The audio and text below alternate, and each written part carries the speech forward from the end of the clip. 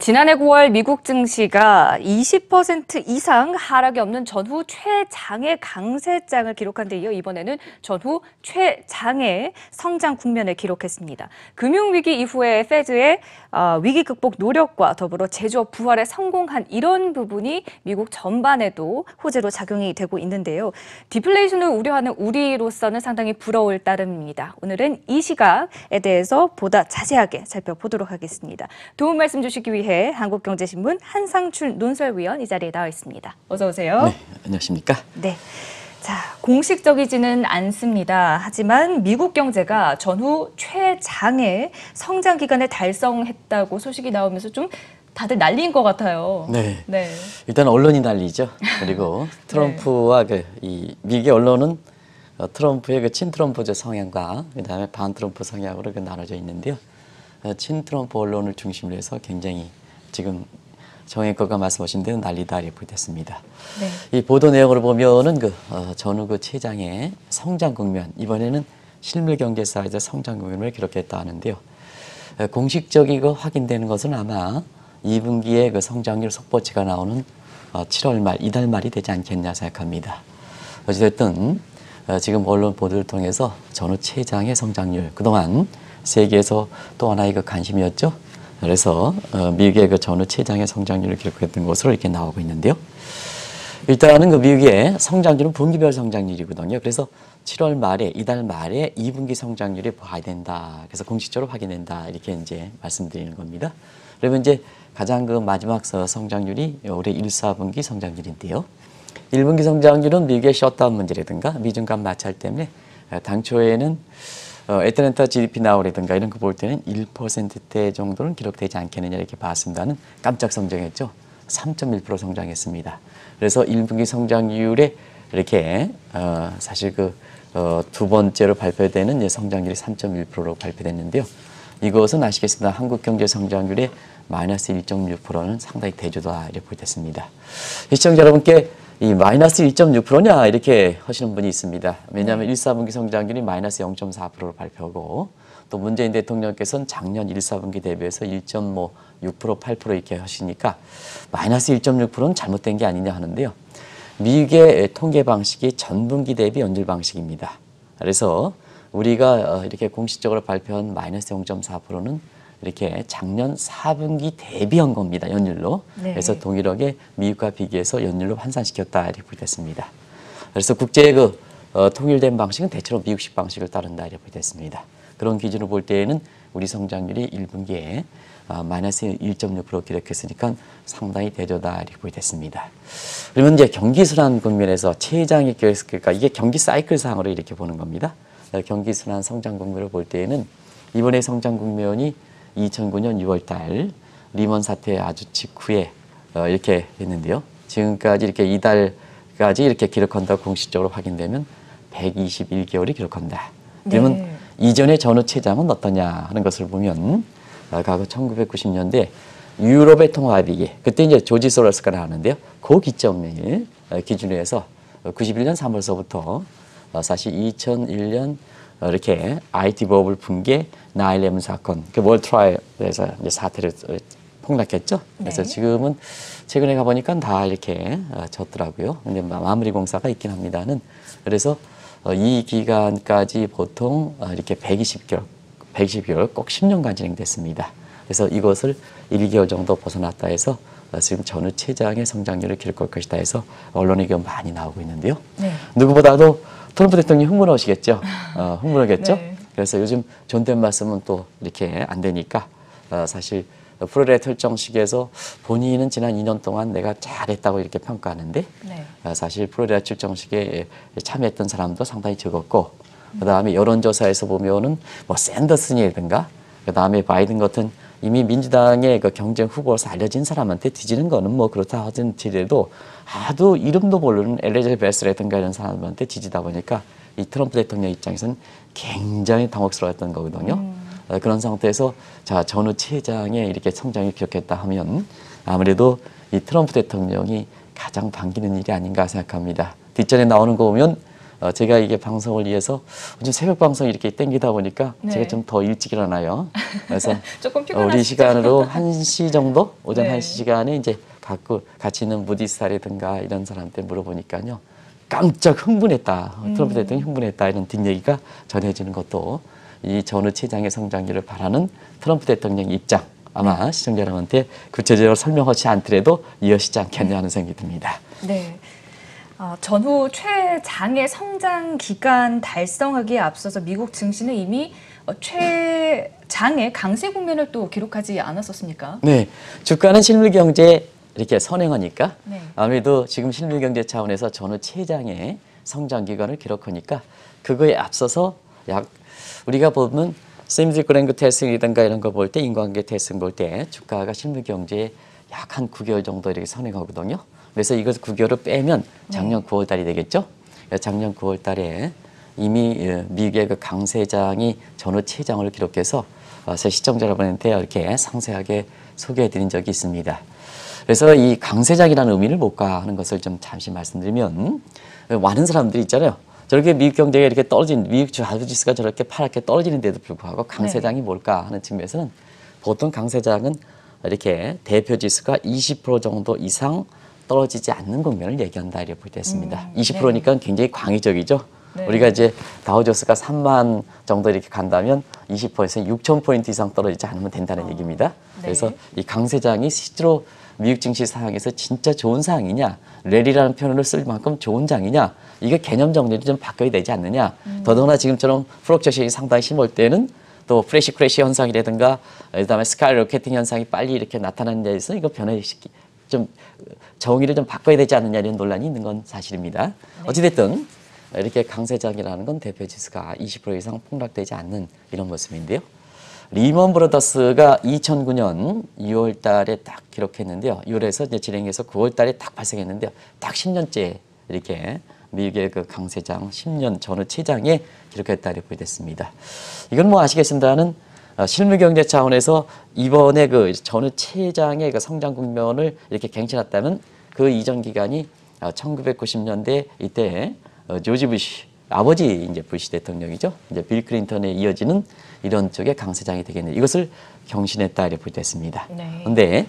사실 1990년대와 차이점이 있습니다. 1990년 업종별 차별화가 되지 않는 이런 모습이었거든요. 근데 이번에는 강세장이 이렇게 했다 해도 업종별 차별화한 사항은 상당히 심했다 이렇게 됐습니다. 그래서 이번에 강세장을 이끈 것은 대부분 다 시청자 여러분 잘 아시죠? 아마존을 비롯해서 마가 업종이라든가 네. 그다음에 빵주라든가 네. 요거 어떤 업종들이 이렇게 돼 있는지는 이제는 이 용어가 잘 익숙해 있기 때문에 오늘 시간 관계상 이 방송의 진행자의 책임 맡고 있는 이봉익 국장이 자꾸 시간을 지켜달라 하니까 제가 시간을 지키기 위해서 요거 설명을 빼겠습니다. 마가 업종이라든가 빵주 업종은 다 아실 거를 배웠는데 이게 주도했다 이렇게 됐습니다. 근데 사실 과거의 강세장, 1990년대 강세장을 이끌었던 제너럴 일러트릭, GE 같은 것, 아주 이게 미국에서 신화적 기업이죠. 미국의 다우존스 열 때 굉장히 예견을 가장 하고 다우존스 편입할 때서부터 만들어질 때부터 미국에서 이렇게 했던 여기는 이번에 강세장에서는 다우지수에서 편입이 탈락되는 이런 현상이 된다 이렇게 이제 보시면 되겠는데요. 네. 결과적으로 강세장 속에 업종별로 차별 현상이 됐던 이유는 뭐냐 하면 결과적으로 우리나라의 많은 그 이렇게 금융위라든가 그다음 오너들한테 이렇게 지금의 최근의 일련의 사태와 관련해서 많은 시사점을 던져주는데요. 결국 파운더스 멘탈리티, 초심을 잃어버리면 창업자 정신을 잃어버리면 소위 이렇게 조금 나아진다고 술 먹고 헬렐레 하면 사실 그대로 이렇게 사실 과부하 상태 오버로드 걸리고 네. 그다음에 오버로드 되면 귀찮아지니까 속도가 저하되고 스톨아웃 현상이 되고 과거에는 부자가 3년 갔습니다는 망해들에서 3년 갔습니다. 지금은 프리폴 자유낙하되는 이런 모습이었기 때문에 강세장이 되더라도 창업가 정신 초심이 유지하느냐 이 여부에 따라서 이걸 유지하지 못하고 헬렐레 했던 기관들은 아무리 그 좋은 지위라 하더라도 다우존스의 편입에 탈락되는 모습이고 창업자 정신을 유지하는 것은 그대로 이렇게 미국의 정신을 이끌어간다 이렇게 이제 보시면 되겠습니다. 네, 위원님 말씀을 들으면서 이렇게 좀 시대별로 그림이 그려지니까 좀 더 이해가 더 잘 되는 것 같아요. 네네. 미국 시장을 이렇게 보다 보면 참 우리로서는 부러울 따름인데 이 10년 전에 이 금융위기 사태, 리먼 브러더스 사태나 또 전후 최장의 강세장이 있었던 이 금융 국면 다시 한번 좀 새겨봐도 좋을 것 같아요. 네, 네. 이 사실상 10년 이렇게 이런 그 리먼 사태가 발생한 지 10년이 됐습니다는 우리 위기는 반복되지 않습니까? 그래서 네. 3년 주기설, 10년 주기설 이렇게 되기 때문에 또 공교롭게도 우리나라에서는 지금 각종 위기론이 터져 나오니까 자 10년 이후에 전후 최장의 강세장과 전후 최장의 성장 국면을 기록한 미국 경제 위기 극복 사항과 이런 것을 10년 스케치해 보는 것도 좋지 않냐 생각합니다. 미국 경제 같은 경우는 위기가 상당히 이제 반복되었다 이렇게 보겠습니다. 위기가 실제로 발생하지 않았습니다. 위기의 전조점이 많았다 이렇게 보겠습니다. 그래서 오늘 그 강세장과 전후 최장의 성장 국면이 이렇게 기준점이 되는 1990년대 상황 이후서부터 우리가 한번 보도록 하겠습니다. 네. 1990년대에는 이때 당시에는 1990년대 후반에는 빌 클린턴 시대였었죠. 그렇죠. 소위 뉴 이코노믹 신경제 신화다 해서 인터넷을 비롯한 지금은 4차 산업혁명 얘기합니다는 그때는 3차 산업혁명이다 해서 IT, 정보기술이 주도했던 시대죠. 그래서 이러한 정보기술은 좀 전에 제조업은 생산하면 생산할수록 생산성이 떨어지는데요. 그러다 보니까 성장이 높더라면 물가가 반드시 올라갔는데요. 이때는 IT라는 건 네트워크만 깔면 깔수록 성장이 증가하는 소위 공급 측에서 되다 보니까 성장이 돼도 물가가 올라가지 않는, 그래서 일반적으로 성장이 되면 물가가 올라가는 이런 게 경제 관행인데, 자 성장화돼도 물가가 올라가지 않으니까 이걸 종전의 이론으로 설명할 수 없다 해서 뉴 이코노믹 신경화라이죠. 시청자 여러분 오랜만에 들어보시죠. 그래서 신경제 신화, 그다음에 사실 1995년 이렇게 4월 10일 날 루빈 독트린, 재무장관 루빈 독트린에서 엔달러 환율이 79에서 148인까지 가는 달러 강세가 되다 보니까 네. 결국 외국 자본이 물밀듯이 들어오는 상태에서 중남미 외채위기, 한국의 외환위기, 러시아 모라토리엄 사태가 자금이 빠지니까 발생했죠. 강달러, 자금이 들어오니까 저금리, 이게 겹쳐서 미국이 그렇게 호황이 이렇게 되고 있는데요.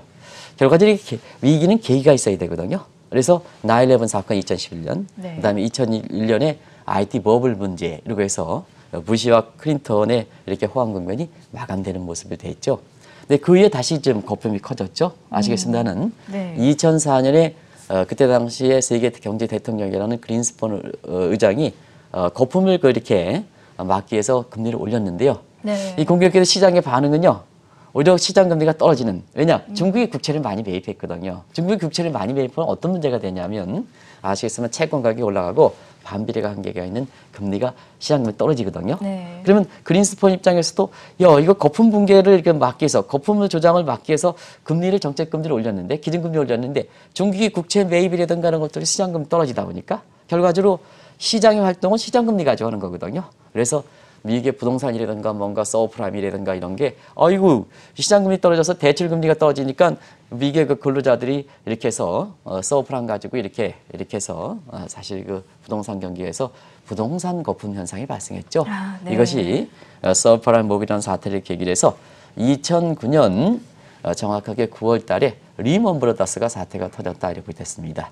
그때의 각종 이렇게 증거금 부족 현상, 마진컬 현상이 발생하고, 아마 금융위기 이후에 마진컬이라는 영화를 보셨을 겁니다. 빅쇼츠라든가 마진컬 네. 영화를 보셨을 겁니다. 그래서 마진컬이라든가 릴레버리지 이런 용어를 한국경제 TV를 통해서 처음으로 소개했는데요. 이런 용어들이 나왔던 이런 사태거든요. 네. 이런 사태가 인데요. 사실상 그때 당시에 미국에서 세계를 경제를 주도하는 국가에서 서프라임과 리먼 사태가 되다 보니까 오히려 이 위기는 전혀 미국에서 발생하지 않을 것이다 했는데 미국에서 위기가 발생했다 보니까 자 이것이 위기 극복이 상당히 힘들지 않겠느냐 이런 시각이 나왔는데요. 네. 지금은 10년 만에 전후 최장의 강세장, 그다음에 전후 최장의 성장 국면을 기록했다는 측면에서 보면 외환 위기를 우리가 미국보다 앞서서 이렇게 하는데요. 지금도 위기론이 터져나오고는 한국 경제에 많은 그 시사점을 던져주는 것이 아닌가 하는 생각이 듭니다. 그렇군요.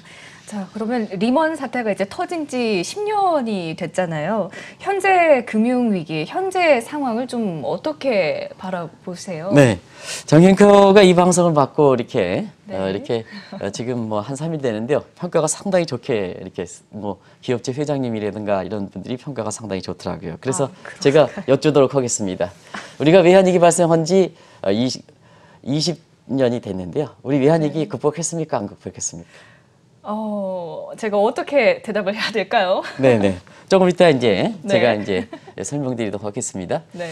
보통 위기가 극복했느냐 하는 측면에서 보면 이론적으로 위기 극복에 3단계가 있습니다. 하나는 돈 부족 문제, 유동성 위기를 극복하고 위기를 낳게 한 체질을, 시스템을 위기를 극복해야 되고 그러면 뭐냐? 자연스럽게 경제는 회복된다. 실물 경제 위기를 극복한다. 그래서 네. 유동성 위기를 먼저 극복하고 그다음에 위기를 낳게 한 시스템 위기를 극복하고 나중에 뭐냐? 실물 경제 살아난다 해서 유동성 위기 극복, 그다음에 시스템 위기 극복, 실물 경제 위기 극복. 이런 순다. 이렇게 보시면 되겠습니다.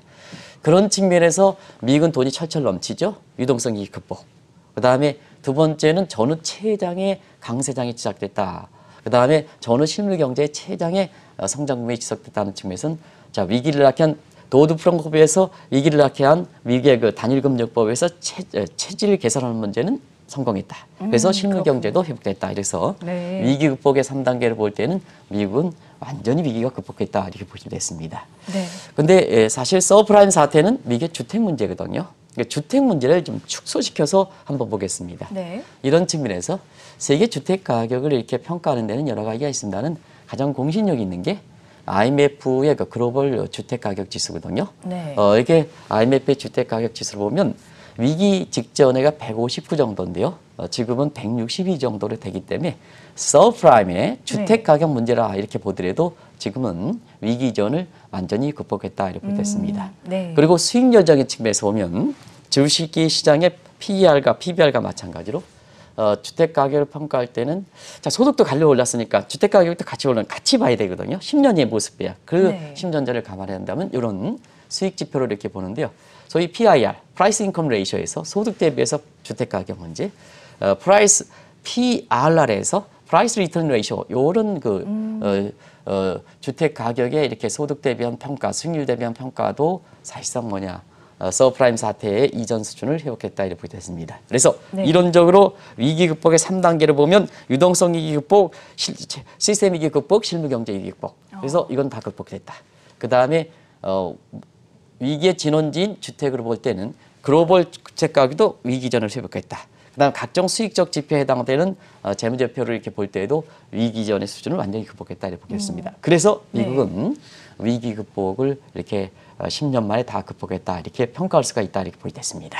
결국 제게 던졌던 질문의 답은 극복했다로 결론을 내리는 그러니까 우리나라 외환 위기는 아직 이제 우리나라 위기는 이제 봐야죠. 그래서 네. 미국의 위기는 극복했다 이렇게 그렇죠. 이제 보시면 되겠습니다. 네. 네. 자, 위기가 발생할 당시만 하더라도 경제 대국인 미국에서 발생한 만큼 극복이 쉽지는 않을 것이다. 뭐 이런 비관론이 계속해서 나왔는데 아무래도 정책 요인이 큰 영향을 미치지 않았나라는 생각도 드는데요. 서프라임 모기전 사태는 사실 정책 요인입니다. 네. 그리고 그린스펀이 금리를 인상할 때 시장 금리가 떨어졌던 그린스펀 수익가계에서 부동산의 거품이 발생했던 것도 역시 정책 요인입니다. 그러다 보니까 정책 요인에서 서프라임과 리먼 브러스 사태가 터졌다면 정책적으로 극복하는 겁니다. 근데 미국에서 사실 위기가 발생하지 않는 국가에서 발생했기 때문에 정상적인 방법으로 위기 극복이 어렵던 거거든요. 그래서 그때 브라운식 통화정책 방향이다.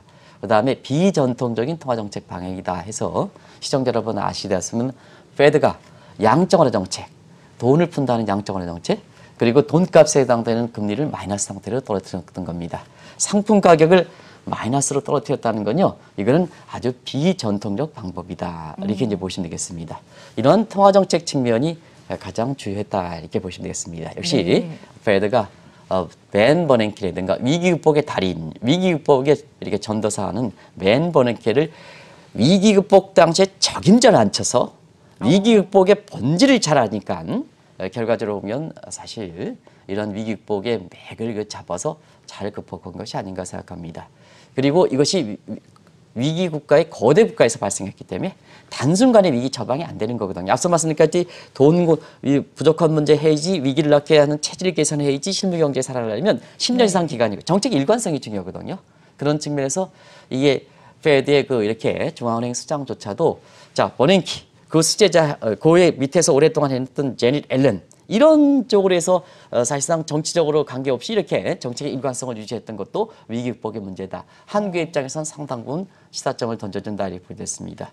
네. 무슨 대사가 되는데 본 국가에 그렇게 이렇게 본 국가에 말도조차도 못하는 사람을 이렇게 대사를 앉혀서 되겠느냐 하는 이런 문제로 관련해서 굉장히 시사점을 많이 던져주는 겁니다. 그리고 이런 정책을 토대로 해서 거시경제 정책이 주요했다. 그래서 아시겠습니다는 고용 창출에 우선해서 의회에서의 일자리 창출에 최우선 두는 정책으로 됐다 하는데요. 말만 고용 잡으면 안 됩니다. 그럼 산업적인 측면에서 받쳐줘야 되거든요. 네. 그런 측면에서는 일자리 정책, 인플로이먼트 마그네틱 정책이다 이렇게 볼 만큼 오바마 정부 때 일자리 창출 정책에서는 자 제조업을 부활하는 소위 제조업의 리쇼링과 리프레시 정책 하나씩 다 설명해야 되는데요. 이게 방송 시간을 맞추다 보니까 또 이게 하는 것 같아요.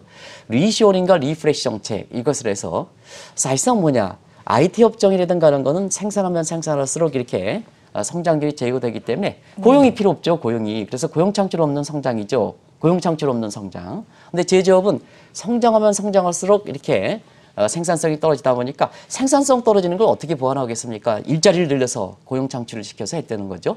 그래서 이러한 일자리 창출의 산업적인 측면에서도 정책의 일관성을 해서 제조업 부활 정책이라든가 그다음에 미래 국부를 창출하는 네. 4차 산업 같은 건 균형적으로 유지했던 것도 그렇다 이렇게 보겠습니다. 그리고 미국 입장에서는 글로벌 정책에 해당되는 대외 정책 보면 아시겠습니다는 지금 세계가 하나다. 그러면 세계가 하나일 때는 과거처럼 미국이 이익 증가하면 다른 나라 피해를 보는 게 아니라 자 한국가기 때문에 한국과 같은 한국가기 때문에 저기 부산시에서 열심히 하고 서울에서 열심히 한다. 이 공생적 차원에서 미국의 보호주의를 했던 그래서 뉴노멀 환경에 미국의 보호주의를 맞췄던 것. 그러니까 정행커 같은 경우도 이렇게 생각하실 겁니다. 과거에 미국이 국익을 하면 우리나라 피해를 미치지 않느냐. 한국은 피해를 네. 미치지 않느냐. 이런 건데요. 지금은 세계가 전 세계가 하나의 시장이 되다 보니까 하나의 국가가 되다 보니까 자 이럴 때는 세계 공공선을 위해서 어떻게 해야 되느냐 하면 미국도 열심히 하고 자 한국도 열심히 해라. 미국이 열심히 한다고 해서 한국이 피해를 받치는 게 아니다. 이렇게 얘기하거든요. 이런 새로운 환경에 맞는 보호주의 이런 것을 잘 뉴트렌드에 잘 따라가 보니까 지금 미국 경제가 이렇게 보통 이제 대마불사다 이렇게 표현을 쓰는데요. 네. 대마불사 입장에서 대마가 사오면 죽으면 미국 보기 힘든 거거든요. 그럼에도 불구하고 미국이 이러한 정책, 통화정책 측면, 거시경제 측면, 산업적인 측면, 대외정책 측면, 그다음에 여기 무엇보다도 기업과 국민 같은 적극적으로 정책 수용지 협조했던 것. 이런 프로보노 퍼블리커 정신을 발휘했던 것이 전후 최장의 강수장, 그다음에 전후 최장의 성장 국면을 도출하는 이런 모습이다 이렇게 보게 됐습니다. 그렇군요.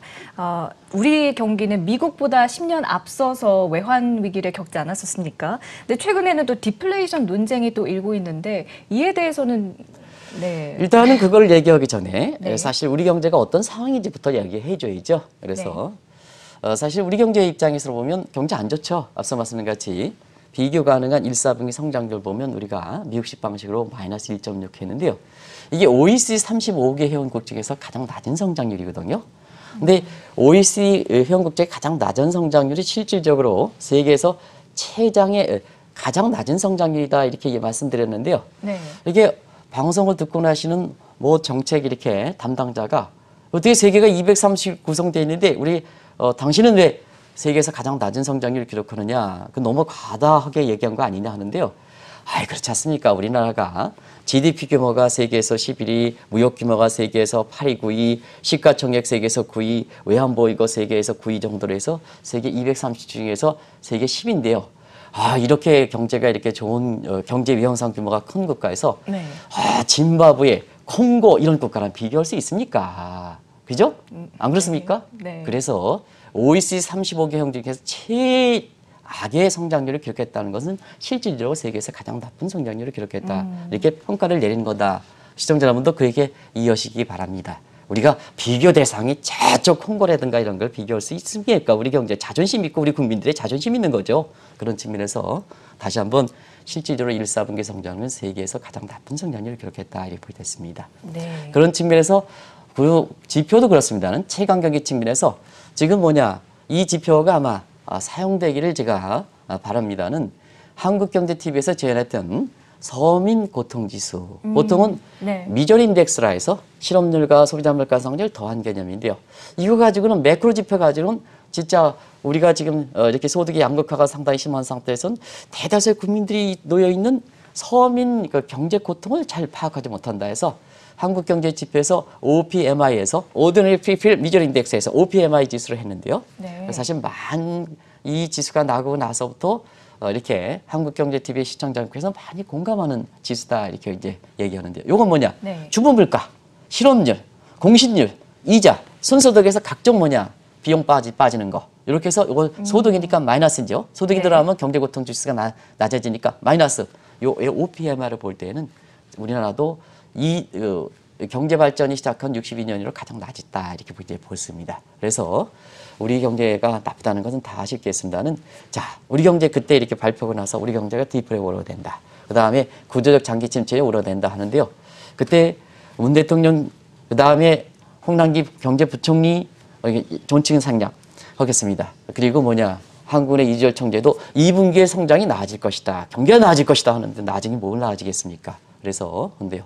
지금 오늘 방송을 위해서 이렇게 미국 경제 전후 최장의 성장률을 기록하니까 그다음에 우리나라 성장률이 이렇게 세계에서 가장 낮은 성장률을 기록하니까 거기에 실질적으로 접해 있는 우리 교포들 있잖아요. 미국 네. 교포들을 한번 미국 교포들에 물어봤습니다. 당신이 살고 있는 미국은 전후 최장의 성장률이다. 근데 본국은 세계에서 최악의 성장률이다 해서 사실상 그러다 보니까 두 것을 가장 접하는 게 미국의 교포들인데요. 교포들이 취구멍도 찾고 싶다 이런 게 사실은 대외 나가 있는 우리 국민들의 지금 심정이거든요. 그래서 저 한국 경제가 어렵다는 것은 잘 아실 수 있지 않냐 생각합니다. 네. 자, 상황이 이런데도 어제 발표된 소비자 물가 상승률이 6개월 연속 0%대를 기록한 것을 놓고 우리 경제가 디플레이션에 빠졌다 안 빠졌다 이런 논쟁이 일고 있다고 들었는데요. 일단은 그 네. 정황은 아실 겁니다. 어제 소비자 물가 상승률이 6월 달 거 나왔는데 0.6% 네. 나왔습니다. 그래서 네. 올해 이후에 6개월 정도 이렇게 0% 나왔는데요. 물가가 안정된 게 아닙니다. 물가는요 경제 활력 지표입니다. 너무 높은 것도 인플레에서 나쁜 거지만 너무 떨어지는 것도 경제 활력 지표가 나쁘기 때문에 이렇게 되고요. 물가가 올라간 인플레는 전보다 물가가 떨어지는 것이 더 나쁜 겁니다. 디플레가 경제 네. 활력 지표가 더 떨어졌기 때문에 그걸 좀 하는데요. 자 이것을 6개월 연속 경제 성장 소비자 물가 상승 0%대를 기록한 거 가지고 현대경제연구는 준이 디플레에 빠졌다. 한국은행은 디플레 취약 지수를 발생해서 우리가 디플레에 빠질 가능성이 없다. 이렇게 하고 네. 또 일부 그 경제학자들 하면 또 이 미스 디플레이션인가요? 저도 이게 모르겠습니다. 이 용어 자체에 있어요. 디스인플레인가요? 디스인플레이션에 빠졌다. 네. 그래서 이렇게 하는데요. 한국 경제 성장이 이렇게 논쟁을 할 필요가 있겠느냐. 이 자체가 이렇게 부끄러운 거다 이렇게 보게 됐습니다. 그래서 경제가 이렇게 어려운데 지금 한국 경제가 무슨 디플레 가지고 이렇게 논란할 만큼 시간적 여유가 있습니까? 다 준 디플레이든 그다음에 미스 디플레이션은 다 이거 한국 경제가 나쁜 거다. 무슨 가지 이게 논란할 것 있으면 그만큼 시간적 여유가 있느냐 하는 측면에서 보면 이 자체가 그것도 한국은행에서 이렇게 경제가 안 좋은데도 불구하고 그다음에 작년 6월 11월 달에 경제가 안 좋은데도 불구하고 금리를 올려놓은 판에 이렇게 디플레가 이렇게 빠졌다 하는데요. 이걸 디플레 취약 지수로 발표해서 디플레가 아니다. 이건 논쟁할 때가 됐냐 하는 측면에서 한국 경실이 너무 이렇게 지금 상태에서 국민들의 어려운 상황을 좀 이렇게 해서 디펜스하기 위한 이런 측면이 되기 때문에 이 자체가 쓸쓸하다 이렇게 보시됐습니다. 네, 그렇군요. 앞서 살펴봤던 미국의 상황과 달리 지금 우리나라는 디플레이션까지 우려하는 상황인데 여기까지 온 데에는 좀 차이점이 있겠죠, 아무래도.